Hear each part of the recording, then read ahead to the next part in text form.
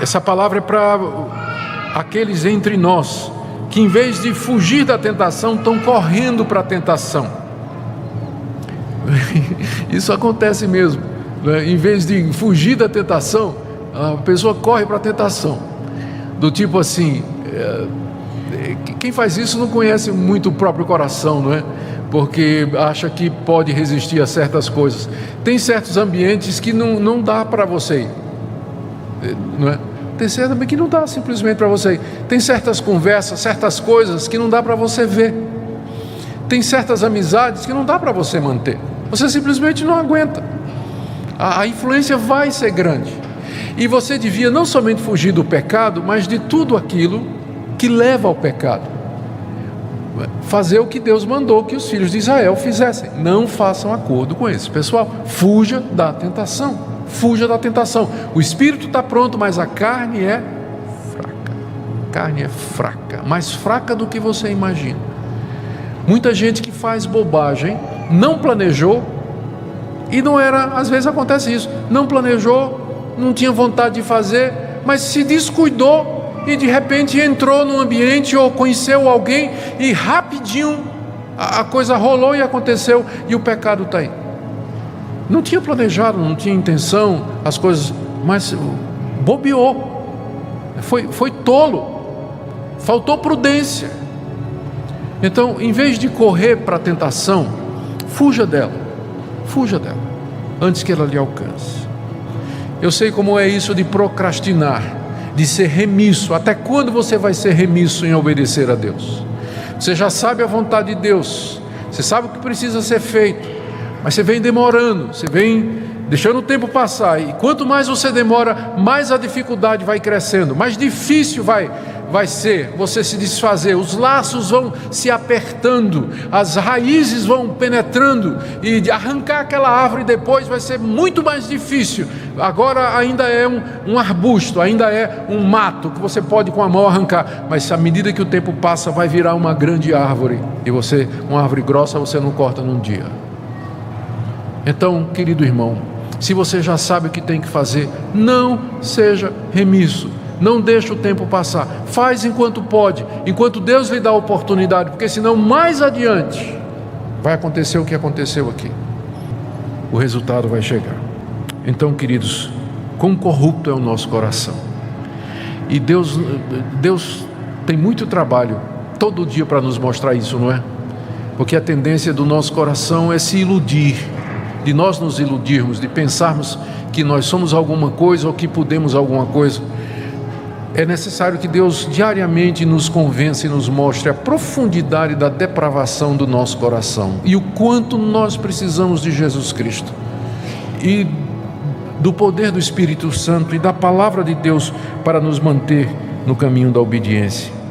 É que quando Deus nos dá uma ordem, quando Ele nos dá advertências, avisos e orientações, é porque Ele nos ama, é para o nosso próprio bem. As pessoas reagem negativamente diante das exigências de Deus, ou diante das ordens de Deus. Pessoas que acham que as leis dele são muito duras ou muito severas. Mas o ponto é que quando Deus coloca uma cerca, não é que o alvo dele não é limitar a sua liberdade, mas é porque se você pular a cerca, do outro lado tem um abismo, onde você vai cair. Então aquela cerca, na verdade, é para a sua proteção, é porque ele lhe ama, os mandamentos dele, as exigências dele. Você toma, por exemplo, a área do casamento. As pessoas consideram muito duro, especialmente quando chega naquela parte de divórcio, né? Que Deus diz assim: olha, separou, mas segundo o casamento, só se o primeiro foi dissolvido por adultério, houve o abandono da parte descrente. Qualquer outro motivo, se casar de novo, comete adultério. Mas isso é muito duro, porque eu quero ser feliz, eu tenho o direito de ser... Como é que é isso aí? Mas isso é a proteção de Deus, gente, porque Deus está protegendo. Não é que Deus é injusto ou cruel, né? Na verdade, aquela cerca é para proteger você. Ou quando ele passa regras para os filhos com relação à obediência aos seus pais, ou quando passa regras na conduta dos jovens com relação a sexo antes do casamento, ou para nós com relação ao uso do dinheiro. Não é porque Deus está querendo limitar você ou coibir você, mas Ele conhece a natureza do nosso coração e por isso Ele coloca estas regras para nos proteger e nos abençoar. Regras que protegem a vida, a sociedade humana, as relações e que no longo prazo a obediência a elas trará o resultado positivo. Queridos, as orientações que Deus nos dá, as suas advertências, avisos e orientações são para o nosso bem. Pode não parecer a princípio, mas são para o nosso bem. Terceira lição que eu quero tirar aqui: as alianças que Deus proíbe, elas sempre acabam trazendo prejuízo moral e espiritual ao Filho de Deus. Fazer alianças, fazer acordos, fazer sociedades, aliar-se com os povos pagãos foi a derrota de Israel. Em vez de fugir daqueles povos ou destruí-los, Israel acabou fazendo aliança com aqueles povos, casou com aqueles povos, e o resultado é que acabou aprendendo, gostando e praticando a religião e a cultura deles. Não estou dizendo que nós não devemos ter nenhuma sociedade ou qualquer relação ou associação com incrédulos. Na verdade, não é isso que a Bíblia proíbe. Na primeira carta aos Coríntios, capítulo 5, o apóstolo Paulo diz, quero ler aqui para vocês para ficar muito claro o que é que eu não estou dizendo.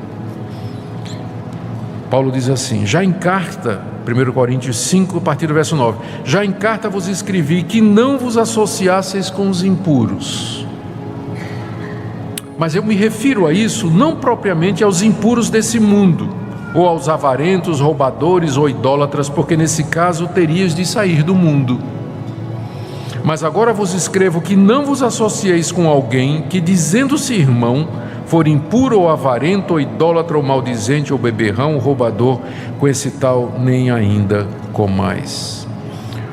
O que a palavra de Deus nos proíbe é entrar em associações com incrédulos ou hipócritas, porque com certeza a corda vai arrebentar no lado mais fraco, que é do cristão. Todas as associações que a igreja ou os cristãos têm feito com o mundo, sempre ele acaba sendo corrompido. Por isso a Bíblia não recomenda associação com os hipócritas, aqueles que dizem que são cristãos, mas levam uma vida de incrédulo, e foi o que eu acabei de ler. Receber e acatar falsos profetas, 2 Coríntios capítulo 6 e 7, não vos ponhais em jugo desigual com os incrédulos, a referência ali é aos falsos profetas que estavam entrando na igreja de Corinto. E Paulo pergunta qual é a relação que tem entre luz e trevas, ou seja, não queiram nada com gente que venha trazer uma doutrina que é diferente da palavra de Deus, exatamente porque ela vai corromper. E lá em 1 Coríntios 15, 33, o apóstolo Paulo diz, vocês não sabem que as más companhias, as más conversações corrompem os bons costumes. Ou seja, a palavra de Deus adverte os cristãos, fuja da tentação. Fuja de qualquer coisa que vai dar ocasião ao pecado. Foi isso que ele disse à nação de Israel. Não faça aliança com estas nações. Ele continua a nos dizer hoje, a termos cuidado com as nossas associações. Com quem você anda, com quem você casa, com quem você faz negócio, tipo sociedades. A Bíblia nos adverte sobre isso. Com quem você namora. Não é? Faltou isso aí, que é tão importante. Com quem você namora.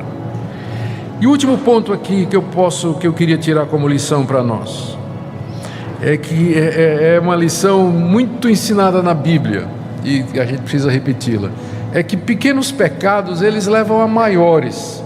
Aquela falta dos filhos de Israel podia parecer uma coisa pequena, à luz do que eles já haviam feito. Eles haviam conquistado a terra, a campanha nacional tinha tido sucesso.